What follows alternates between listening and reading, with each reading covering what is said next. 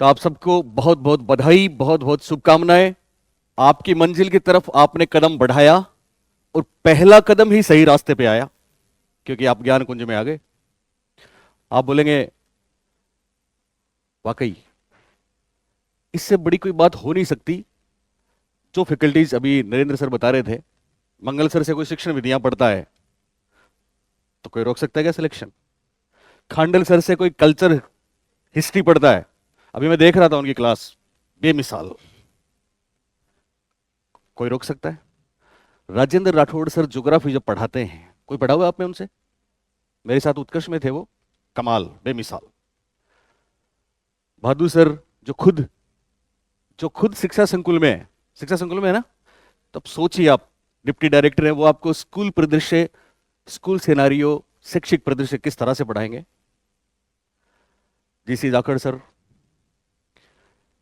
एक से एक फैकल्टीज हैं। ओके, थोड़ी सी बात कर लूं मैं साइकोलॉजी की। तो बच्चों, मैं जब से राजस्थान में कंपटीशन शुरू हुआ है तब से अब तक साइकोलॉजी पढ़ा रहा हूं, और मेरी अप्रोच ये रही है, क्योंकि साइकोलॉजी एक ऐसा सब्जेक्ट है जो आपने पहले नहीं पढ़ा हुआ होता, बाकी सब पढ़े हुए हैं, पर मनोविज्ञान तो शायद ही किसी ने पढ़ा होगा, नहीं पढ़ा ना? ओके, मतलब स्कूल लेवल पे, कॉलेज लेवल पे हम नहीं पढ़ते हैं। जिनके साइकोलॉजी सब्जेक्ट होता है वो फिर टीचिंग में आते नहीं है।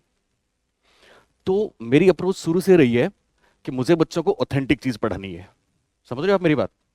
ऑथेंटिक कहां से मिलेगी? तो हम सब जानते हैं साइकोलॉजी पूरी दुनिया में चलती है, और शिक्षक जब आप बनोगे, आप स्कूल में जाओगे ना, तो आपके सामने बहुत मासूम छोटे छोटे बच्चे बैठे होंगे। जब तक आप उनके मन को नहीं पढ़ोगे तब तक फिर कहेंगे शिक्षक, है ना? तो हम अभी बात कर रहे थे कि साहब पूरी दुनिया में, सुन रहे हो, शिक्षक भर्ती के लिए स्पेशली साइकोलॉजी चलती है, और हमारे भारत में भी चलती है। क्यों चलती है?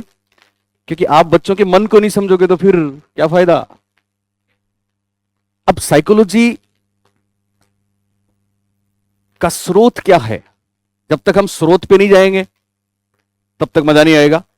तो साइकोलॉजी के जितनी किताबें चलती हैं पूरी दुनिया में, वो कहां से लिखी जाती हैं? उसका जवाब है एपीए। क्या जवाब है उसका? नाम सुना है कभी आपने? नहीं सुना? चलिए बताते हैं आज।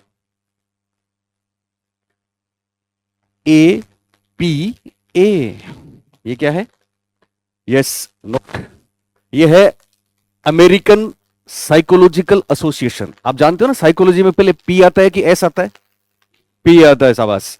तो अमेरिकन साइकोलॉजिकल एसोसिएशन है, अमेरिकन मनोवैज्ञानिक संघ है, जिससे पूरी दुनिया में मनोविज्ञान की किताबें चलती है। अब अमेरिकन मनोवैज्ञानिक संघ में हिंदी में होगा कि इंग्लिश में? इंग्लिश में होगा। इसलिए जो लोग हिंदी में मनोविज्ञान पढ़ाते हैं और पढ़ते हैं बच्चे, उनके बच्चे परीक्षा में मेरे बच्चों से इसलिए पीछे रह जाते हैं, क्योंकि आप कोई भी परीक्षा दें, कोई भी पेपर उठा के देखें, जैसे अभी रीट में 30 प्रश्न थे साइकोलॉजी के, मेरी गारंटी है 3 से 4 प्रश्न उन्हीं बच्चों के सही हुए हैं जिन्होंने इंग्लिश वाले ऑप्शंस देखे हैं। हुआ ऐसा? और मैं शुरू से इंग्लिश दे रहा हूं, बाइलिंगुअल। इसका मतलब ये नहीं कि कोई बहुत टिपिकल इंग्लिश आपको सीखनी पड़ेगी, इतनी आसानी से सीख लोगे आप। बाइलिंगुअल देते हैं हम, उसका आपको बेनिफिट मिलने ही वाला है। जैसे एक छोटा सा एग्जांपल, कितने बच्चों ने अभी रीट पात्रता दी? सबने दी? Okay, very good. कोई शिफ्ट 1, कोई शिफ्ट 2, कोई L1। ओके, एक सवाल आया था कि, अभी मैं बुक की बात भी दूंगा आपको, कि साहब सृजनात्मकता के कुछ चरण होते हैं। कितने चरण होते हैं? 4। क्या बात है, गुड, नाइस। बोलिए पहला, that's verification. Very good, very good, very good, ताली बजाओ इसके लिए। ऐसे बच्चे चाहिए। यस, चारों इंग्लिश के शब्द हैं। प्रिपरेशन का मतलब तैयारी करना। क्या करना? तैयारी करना या योजना बनाना। आपके सामने कोई समस्या आई तो सबसे पहले उससे संबंधित जितनी चीजें हैं, जितने डेटा हैं, वो हम दिमाग में कलेक्ट कर लेते हैं। उसके बाद होता है इनक्यूबेशन, एक शब्द है, ध्यान देना। इंग्लिश का शब्द है इनक्यूबेशन। कौन सा शब्द है? 1 मिनट में आपको बताता हूं। प्रिपरेशन, सेकंड क्या था? इनक्यूबेशन। आप मुझे बता सकते हैं इनक्यूबेशन को हिंदी में क्या बोलते हैं? लड़की, हिंदी बढ़िया नहीं, कोई बात नहीं। समस्या यही है, समस्या ये है बच्चों कि आप एनसीईआरटी में क्या लिखा हुआ है वो देखोगे। आपको पता है माध्यमिक शिक्षा बोर्ड राजस्थान में 2 किताबें चलती हैं 11वीं 12वीं में साइकोलॉजी की, वो देखोगे। हिंदी ग्रंथ अकादमी की बुक में देखोगे या फिर गूगल मामा पे जाओगे, आपको अलग अलग शब्द मिलेंगे और ऐसा पेपर में होता है। मैं आपको बता दूं, इनक्यूबेशन को वाइट लेता हूं, है ना, यस, इनक्यूबेशन को हिंदी में कहते हैं विश्रांति। Would you believe? इनक्यूबेशन का दूसरा नाम है उद्भवन। Would you believe? इनक्यूबेशन का तीसरा नाम है उस्मायन। क्या नाम है? उस्मायन। जाने कितने नाम, और अब की बार परीक्षा दोगे तो नाम आएगा कोई चौथा। इसलिए हिंदी में कितना पढ़ेंगे? क्या होता है इनक्यूबेशन? सुने, कोई समाधान, कोई सॉल्यूशन सोचते हैं हम दिमाग में, समाधान ढूंढते हैं, लेकिन क्या इतनी जल्दी सॉल्यूशन मिलता है? क्या हाथों हाथ मिलता है? नहीं मिलता। तो हम क्या करते हैं? सोचते रहते हैं, सोचते रहते हैं, कोई सॉल्यूशन नहीं मिला तो फिर हमारे दिमाग में चेतन रूप से हम सोच रहे हैं, तो फिर अपने हम क्या करते हैं कि चल छोड़, जाने दे, हटा, चलो सो जाते हैं। तुम सो जाते हो, चलो छोड़ो चाय बनाते हैं, चलो छोड़ो इवनिंग वॉक पे चलते हैं, चलो छोड़ो दोस्तों से गॉसिप करते हैं, चलो छोड़ो ताश खेलते हैं। आपने छोड़ दिया, दूसरे काम में लग गए, तो आपका जो कॉन्शियस माइंड है वो उस दूसरे काम में लग गया। इतनी देर कॉन्शियस माइंड में चल रही थी माथापच्ची, सॉल्यूशन चाहिए, सॉल्यूशन चाहिए, अब आपने उसको छोड़ दिया। लेकिन अचेतन में अनकॉन्शियस माइंड उस प्रोसेस को कंटिन्यू करता है। अचेतन में वो समस्या चलती रहती है, चलती रहती है, ओके, और अचानक समाधान देता है। क्या देता है?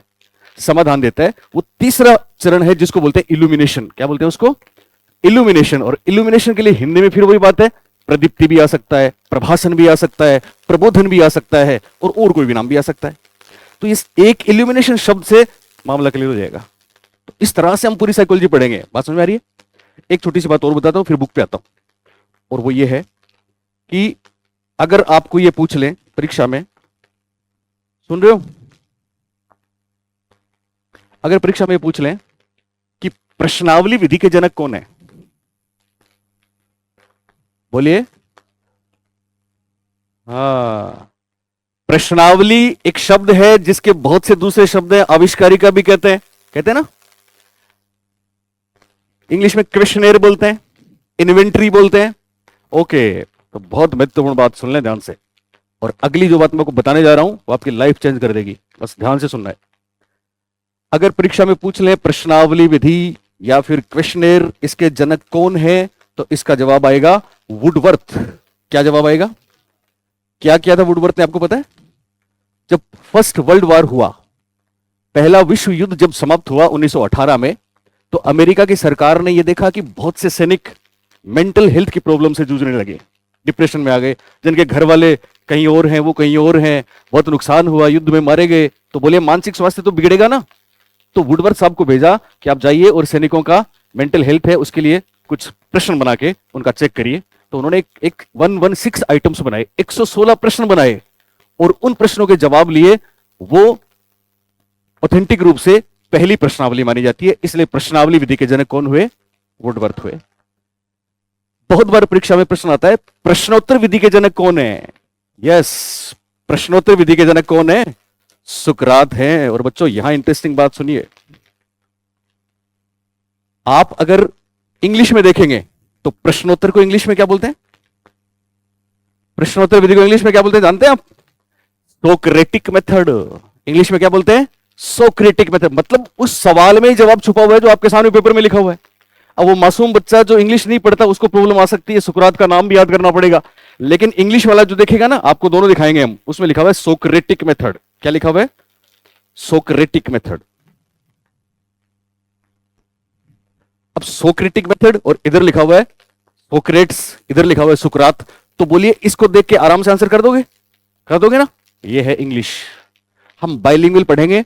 और मैं इसलिए आपको एक बात बताता हूं कि कोई भी प्रूफ के लिए, या फिर कभी हम ऐसा करते हैं कि साहब आंसर गलत मान लिया बोर्ड ने, आरपीएससी ने, तो हम क्या करते हैं, कहां जाते हैं? हमारे पास एक तो तरीका है साहब एनसीईआरटी की बुक्स, है ना, एक तरीका है साइकोलॉजी की बात करूं तो बोर्ड में 2 किताबें चलती हैं, आरबीएससी की बुक्स, और तीसरा तरीका आप जानते हो क्या है? क्या है?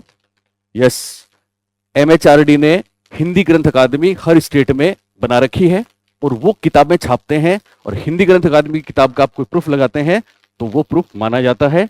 और राजस्थान में हिंदी ग्रंथ अकादमी कि साइकोलॉजी की बुक मैंने लिखी है, मेरे साथ एक मैम है, हम पहले राइटर हैं, इसलिए। हाँ बेटा, यस बिल्कुल लक्की मैम, हम दोनों ने लिखी है। इसलिए जब आप हमसे पढ़ के जाते हो ना ट्रेन में कहीं पेपर देने, या बस में, या कहीं भी फ्लाइट में, तो लोग आपसे पूछते हैं साइकोलॉजी में क्या लिखा है, हमको दिखा दो, क्योंकि आप उनको जो दिखाओगे ना, वो वाली चीज प्रूफ के लिए आरपीएससी भी मानेगी, यूपीएससी भी मानेगी। तो इससे बड़ी कोई बात चाहिए आपको? ओके, तीसरी बात जो आपके लिए सबसे महत्वपूर्ण है, अभी मैं बताने वाला था, वो सुनिए, जो आपकी जिंदगी बदल सकती है। चलिए, वो क्या है? वो दरअसल सुकरात साहब की है। आप ईमानदारी से बताना कि आप में से कितने बच्चे ऐसे हैं जो इसी बार शिक्षक भर्ती परीक्षा में अपनी एक सीट पक्की करना चाहते हैं। हाथ खड़ा करें हर कोई। क्या बात है। चलिए, अगर मैं आपको बोलूं, सुन रहे हो ना, अगर मैं आपको बोलूं इस बार आपकी एक सीट पक्की, गारंटी है मेरी, वादा है, पर आपसे सवाल पूछूंगा, आपको एक काम करना पड़ेगा तब एक सीट पक्की होगी। पूछना चाहेंगे क्या? चलिए बताओ, क्या कर सकते हो इसके लिए? बोलिए। एक सीट आपकी पक्की हो जाए, इसके लिए आप क्या कर सकते हो? कुछ भी कर सकते हैं। बोलिए। कुछ भी कर सकते हैं। ओके, अगले 2 मिनट ध्यान से सुनना बस। सीट पक्की है, और जैसा मैं बोलूं उसमें उसको कर लोगे तो सीट पक्की है, कोई रोक नहीं सकता। सुनेंगे ध्यान से? ओके। मैंने जिनका नाम लिखा पीछे, सुकरात, वो यूनान के थे। यूनान को इंग्लिश में क्या बोलते हैं? ग्रीस। और यूनानी को बोलते हैं ग्रीक फिलोसोफर। वो क्या थे? ग्रीक फिलोसोफर थे, ग्रीक दार्शनिक थे। ओके। और आपको पता है सुकरात को लोग क्या बोलते थे? पागल। सुकरात को क्या बोलते थे? पागल है, मैड आदमी, पागल आदमी। वाकई पागल थे, ज्ञान में पागल थे। किसमें पागल थे? और उनका स्टाइल पता क्या था? उनका स्टाइल यह था कि उनके पास कोई आता था तो उनके पढ़ाने का तरीका, वो कहते हैं आई डोंट टीच, मैं पढ़ाता नहीं हूं, बस सामने वाले के दिमाग में ब्रेन स्टॉर्मिंग पैदा कर देता हूं। उनके पढ़ाने का तरीका यह था, क्या था? कौन सी विधि दी इन्होंने? प्रश्नोत्तर। क्या तरीका था? ये सामने वाले को प्रश्न पूछते थे। मतलब क्या, सोचिए आप, सामने वाले को प्रश्न पूछते थे और सामने वाला उस प्रश्न में ब्रेन स्टॉर्मिंग करता था और नॉलेज हो जाता था। इसलिए ये प्रश्नोत्तर विधि के जनक माने गए।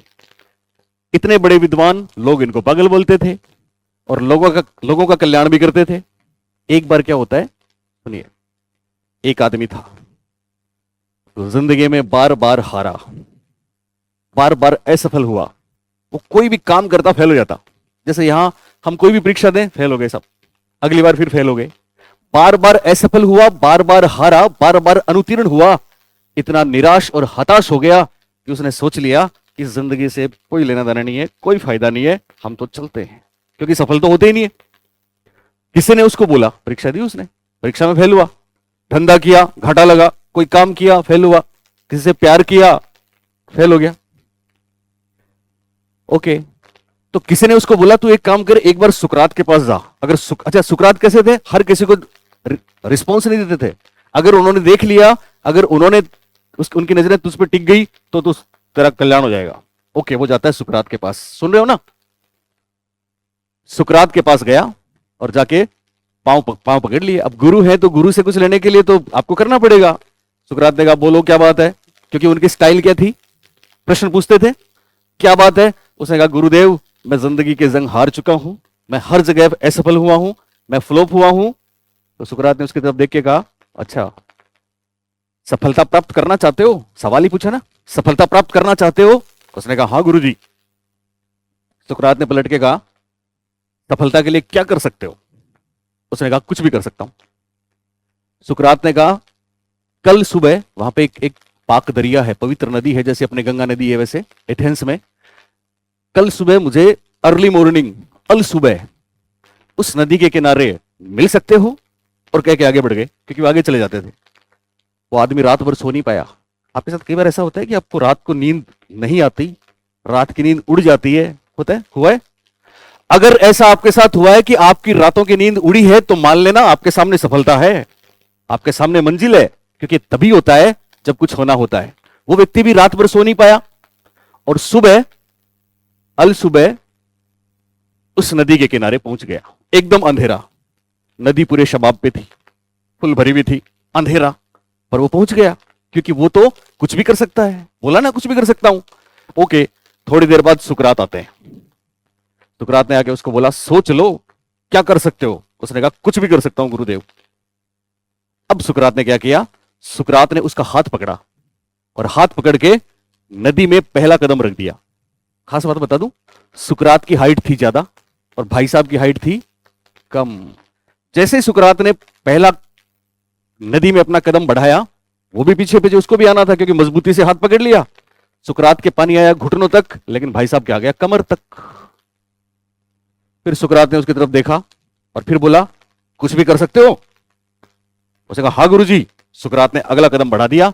इस बार सुकरात के पानी यहां तक आया, लेकिन भाई साहब के पानी यहां तक आ गया। सुकरात ने फिर उसकी तरफ देखा और फिर कहा, कुछ भी कर सकते हो। उसने कहा, हाँ गुरुजी। क्या बोला उसने, हाँ गुरुजी। आवाज में वो दम नहीं रहा, लेकिन सुकरात तो सुकरात थे।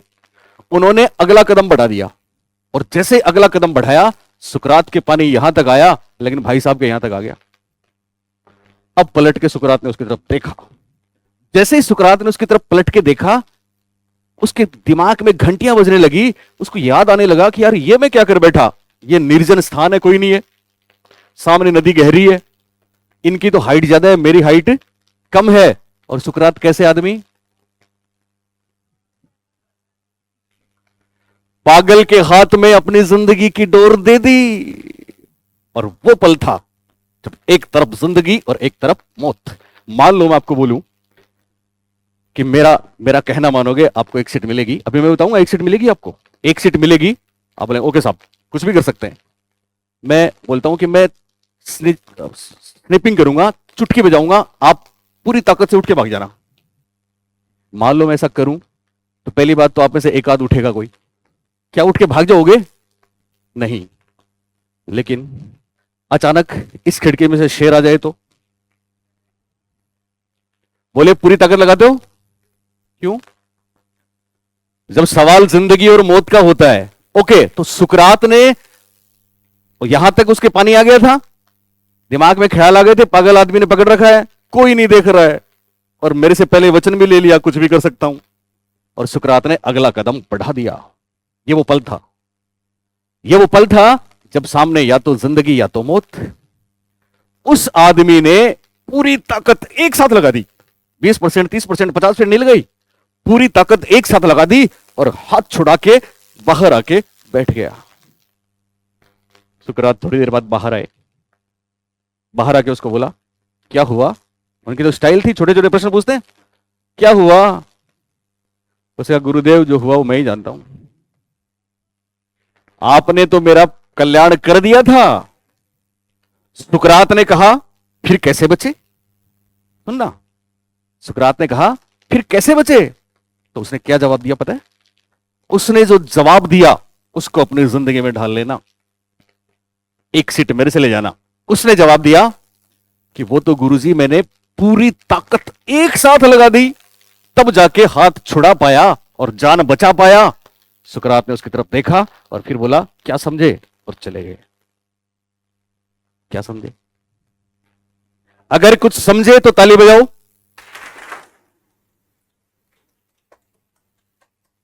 मेरा पहला मूल मंत्र, अगर आप मुझे अपना गुरु मानते हो, मेरे बच्चे हो आप, तो पहला मूल मंत्र यह मानना कि जिंदगी में या तो कोई काम करना ही मत, छोड़ दो, रहने दो, औरों के लिए है, तुम्हारे लिए नहीं है।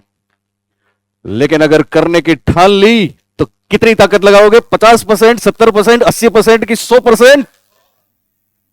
फिर सीट मेरे चले जाना, फिर कोई रोक नहीं पाएगा, क्योंकि आपको पढ़ाने वाले ऐसे हैं, आपकी परिस्थितियां ऐसी। अच्छा, एक और है, कुछ लोग परिस्थितियों का रोना रहते हैं, है ना? आप ऐसी भी सिचुएशन में इतना पढ़ रही हैं, कैसी भी परिस्थिति हो, प्रकृति आजमाती है ना, आजमाती है, शुरू शुरू में आजमाती है, लेकिन जब आपका दृढ़ निश्चय देख लेती है तो फिर वो वाली बात याद आती है ना, हर जर्रा जर्रा साजिश करता है। कब करता है? जब आपकी खुद का जो दृढ़ निश्चय है उसको ऊपर वाला आजमा लेगा, फिर आपको सपोर्ट करेगा। और हम आपको इसीलिए मिले हैं। एक छोटी सी बात और बताऊंगा, बता दूं? ओके, पढ़ना कैसे वो तो खैर मैं बताऊंगा ही बताऊंगा, वो तो क्लास में देख लेंगे अपन, कोई दिक्कत वाली बात है ही नहीं। एक एक चीज हम इल्यूमिनेशन की तरह इल्यूमिनेट कर देंगे आपकी, आपकी एक एक चीज को हम रोशन कर देंगे। ज्यादा नहीं कहता, मेरी पुरानी क्लासेस देख लेना, ज्ञान कुंज चैनल पे मेरा एक 4-5 क्लासेस थी। तो मैं जब पहले दिन आया था ना यहाँ पे, उसी समय मैंने एक बात कही थी, आप बिलीव नहीं करेंगे, 2016-17 की बात है। 2016-17 में जब मैं आया ना यहाँ पे, तो बच्चे, मासूम बच्चे, आप बहुत इनोसेंट हो, इनोसेंट इन द सेंस कि लगता है साहब हमने कर लिया, 2-2 बार कर लिया, कई बार 2-2 बार कोर्स कर लेते हैं, लेकिन वास्तव में लर्निंग आउटकम्स कितना हुआ वो महत्वपूर्ण है। बोलिए है कि नहीं है?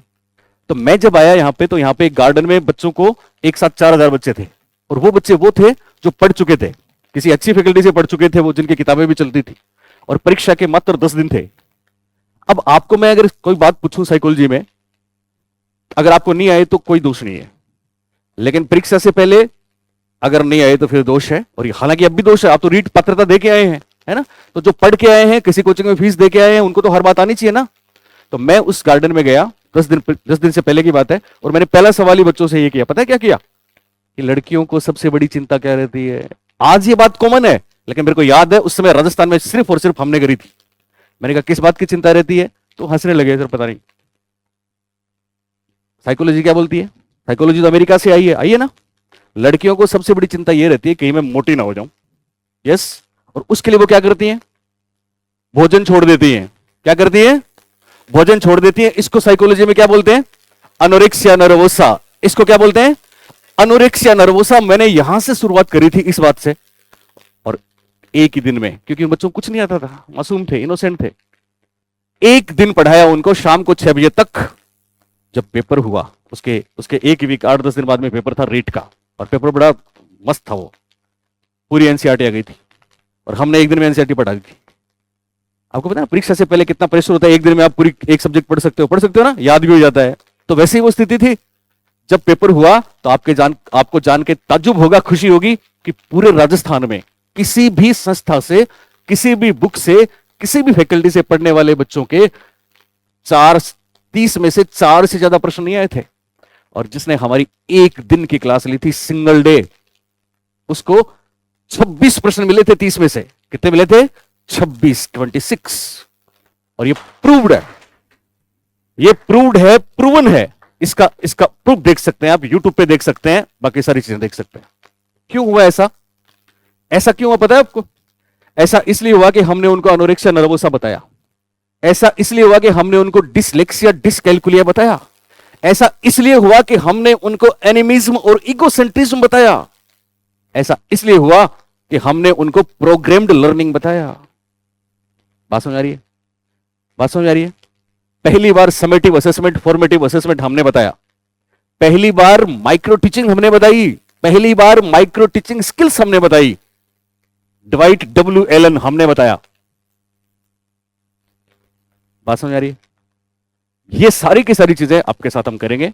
ऑथेंटिक अपनी बुक है, ऑथेंटिक अपनी क्लासेस रहेंगी, ऑथेंटिक अपने नोट्स रहेंगे, कोई वजह नहीं है। देखो मैं आपको एक चीज बताऊं, हम लड़ाई लड़ेंगे 100 आउट ऑफ 100 की। किसके लड़ेंगे? 100 में से 100 की। आपकी कट ऑफ जाती है 60%, 55%, 52%, 65%, 68% जाती है ना। हम तो 100 में से 100 की लड़ाई करेंगे। तो फिर कौन सी वजह है कि एक सीट आपकी पक्की नहीं होगी? थर्ड ग्रेड में 15,000 प्लस पोस्ट आ रही है, सेकंड ग्रेड की पोस्ट भी बढ़ेंगी, फर्स्ट ग्रेड की पोस्ट भी बढ़ेंगी। और अगर यह सरकार जिस तरीके से चल रही है, सुन रहे हो, तो हर साल कम से कम 2 या 3 शिक्षक भर्तियां हर साल होनी है, हर साल। आपको तो हम ज्यादा नहीं, बस 1 साल आपका मांग रहे हैं। 1 साल हमें दे दो, हमारे साथ रहो, जैसा हम बोले वैसा करो, फिर तुम खुद चूज करोगे कि मेरे को थर्ड ग्रेड करनी है कि सेकंड ग्रेड करनी है। बात समझ आ गई? कर सकते हैं ऐसा? ओके। अब आपके मैं कुछ प्रश्न लेना चाहूंगा कि प्रॉब्लम्स क्या क्या आती है, या क्यों आपको ज्ञान कुंज में आना चाहिए, या कोई भी बात, कोई भी बात, क्योंकि आप अपने आप को एकदम खुल के, फिर कोई टेंशन नहीं रहेगी। सबसे पहले मैं आपको पूछना चाहूंगा, नाम बताओ अपना। प्रज्ञा, वेरी गुड। प्रज्ञा ने इतना शानदार जवाब दिया। ओके प्रज्ञा, बोलो इन बच्चों को क्या कहना चाहोगे? तुम आगे आओ, ऊपर आओ, आ जाओ, आ जाओ। प्रज्ञा के लिए तालियां। यस, यही तो सेमिनार है, यही मेरा स्टाइल है, यही आपका स्टाइल होना चाहिए।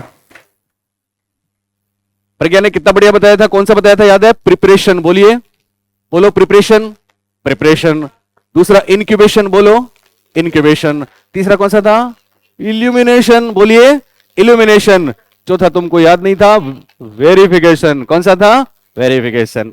तो हम रोज इस तरह से डिस्कस करेंगे, बच्चों को भी साथ लेंगे। और कुछ कंसेप्ट ऐसे आपने देखा ना, सेल्फ असेसमेंट आपने सुना, आपने सुना स्व आकलन, आपने सुना पीयर असेसमेंट, आपने सुना सेल्फ असेसमेंट, सुना है ना? तो वो ज्यादा बेहतर क्यों होता है?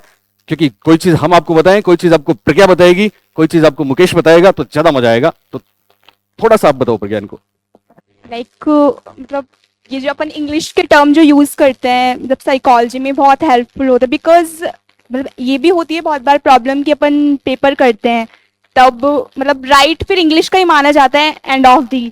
तो और फिर थोड़ा अपन माइंडफुल थोड़ा सोचते हैं तो मतलब इंग्लिश की जो हिंदी की जो टर्म होती है थोड़ा क्रिटिकल होती है, समझ में नहीं पाते बिकॉज उनमें बहुत सारी वेरिफिकेशन होता है, मतलब बहुत सारे मतलब विभिन्नताएं जो बोलते हैं वर्ड्स में, एक मतलब इस पेपर में अलग उस पेपर। तो मेरा अगर मैं एक्सपीरियंस बताती हूँ तो English term is so so so useful. मतलब आप तुम करते हो अच्छे से पेपर तो कम से कम अगर हिंदी करोगे तो हिंदी में शायद 10 क्वेश्चन गलत हो सकते हैं उसमें से, बिकॉज बहुत टर्म चेंज होती है बहुत सारे पेपर्स में। मैंने देखा है ऐसे बहुत, मतलब खुद के मेरे मतलब एक बार मैंने नहीं यूज की थी तब मेरे सी टेट का जो पेपर था उसमें काफी क्वेश्चन गलत हुए थे। तो अगर आप अच्छे से इंग्लिश टर्म को अच्छे से समझ के पढ़ते हो समझ के चलते हो तो बहुत सही होता है। Okay sir, thank you. Okay Pragya Bhardwaj, बहुत शुक्रिया, बहुत थैंक यू बेटा, मजा आ गया। अब सुनो, प्रज्ञा ने एक चीज बताई आपको कि इंग्लिश और हिंदी में जब फर्क होता है तो फिर पेपर में कौन सी बात राइट मानी जाती है, हिंदी वाली कि इंग्लिश वाली? पिछली बार रीट में एक सवाल आया था, और क्या सवाल था सुन रहे हो? सवाल था कि कोहलर, सुन रहे हो? कोहलर जैसे लोगों के सवाल के लिए सवाल था, या थोंडाइक का सवाल था, ऐसा कोई सवाल था। उसमें हिंदी में ऑप्शन में लिखा था व्यवहारवादी। क्या लिखा हुआ था? व्यवहारवादी। हम सब जानते हैं व्यवहारवादी को इंग्लिश में क्या बोलते हैं? बिहेवियरिस्ट बोलते हैं। क्या बोलते हैं? बिहेवियरिस्ट बोलते हैं। व्यवहारवाद साइकोलॉजी की कौन सी स्कूल है, कौन सा फोर्स है? साइकोलॉजी में 3 फोर्स है ना। मनोविज्ञान का प्रथम बल साइको एनालिसिस है। क्या है? साइको एनालिसिस, जिसको हिंदी में बोलते हैं मनोविश्लेषण। क्या बोलते हैं? सिगमंड फ्राइड सा वाला, ये पहला है। मनोविज्ञान का दूसरा बल व्यवहारवाद है, जिसको इंग्लिश में बोलते हैं बिहेवियरिज्म। क्या बोलते हैं? ओके। और मनोविज्ञान का तीसरा बल, बोलो यस, मानवतावाद। क्या है? मानवतावाद है, ह्यूमनिस्टिक साइकोलॉजिस्ट ने बनाया है, कार्ल रोजर्स और मेस्लो। ओके। ऐसे ही एक चीज मैं और बोलता हूं, सुन रहे हो?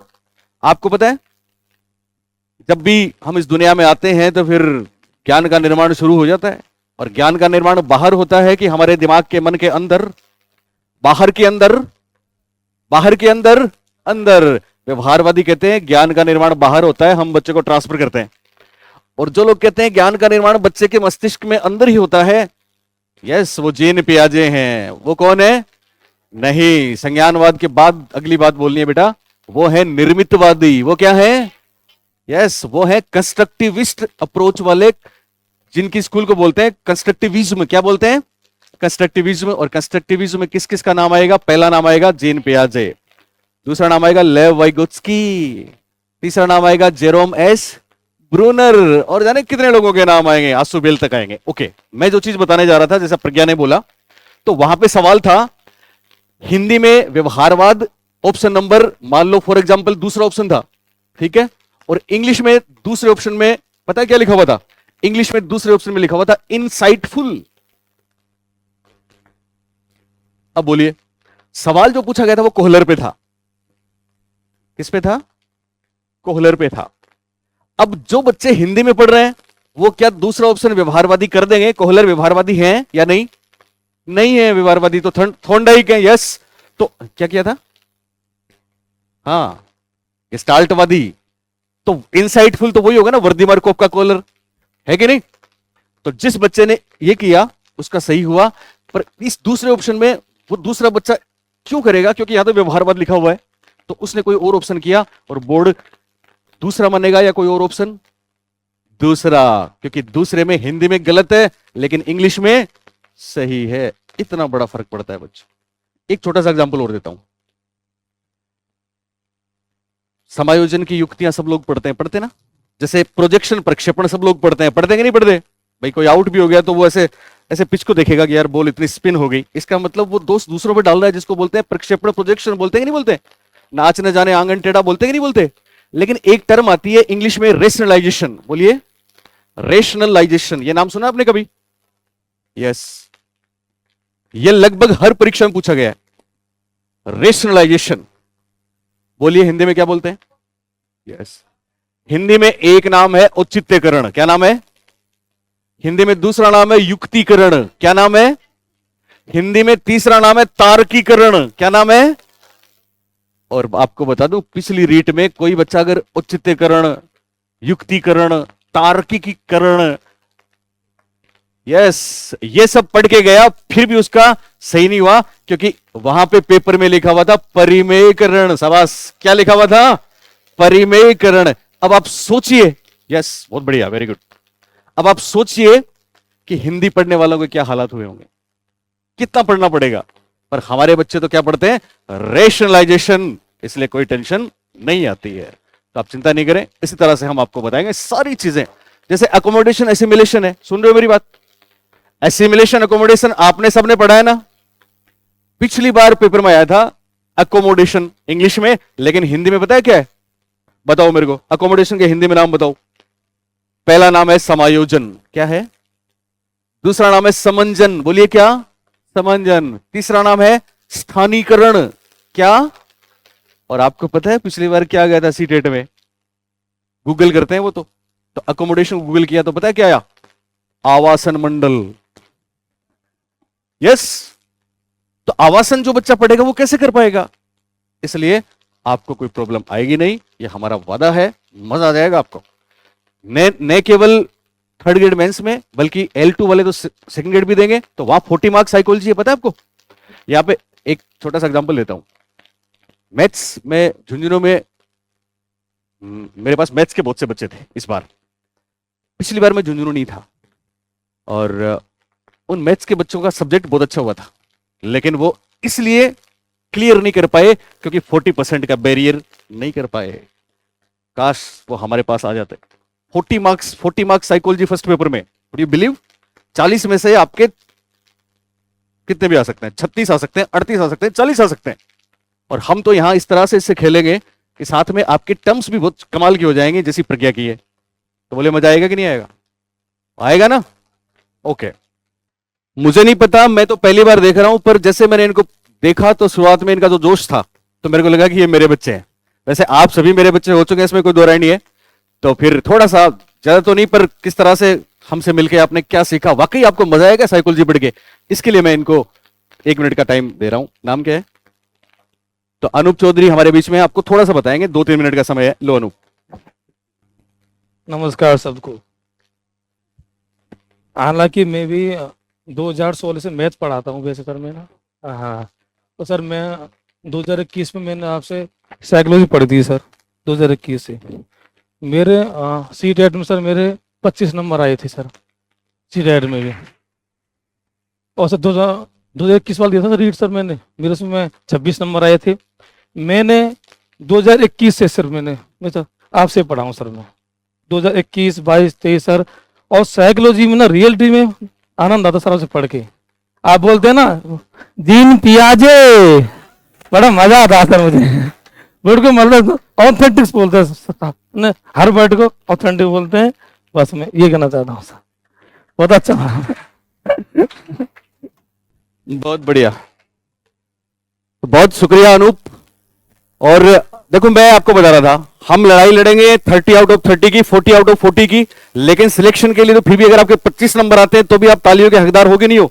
26 आते हैं तो हो कि नहीं हो? ओके, एक चीज और बताता हूं, फिर मेरी बात को कंक्लूड करता हूं। देखो, ये तो ठान लिया हमने कि एक सीट हमको चाहिए, ठान लिया ना। अब ये देखना है कि आप कितना जल्दी स्टार्ट करते हैं। तो जल्दी से अपना रजिस्ट्रेशन कराएंगे, क्लासेस स्टार्ट कर देंगे, और निश्चित रूप से इतनी मेहनत करेंगे, हम इतनी मेहनत करेंगे क्योंकि हमारी एक सीट पक्की वाला लक्ष्य पूरा हो जाएगा। मैं अक्सर बोलता हूं कि आपके ख्वाब और मेरे सपने जुदा नहीं है, दोनों की मंजिल एक ही है। आपको मंजिल मिलेगी तो सबसे ज्यादा खुशी मुझे होगी, आपके पेरेंट्स को होगी, और अगर अनूप जैसे कुछ लोग शादीशुदा हैं तो बच्चों को भी होगी, बोले होगी कि नहीं होगी, तो वो हमको चाहिए।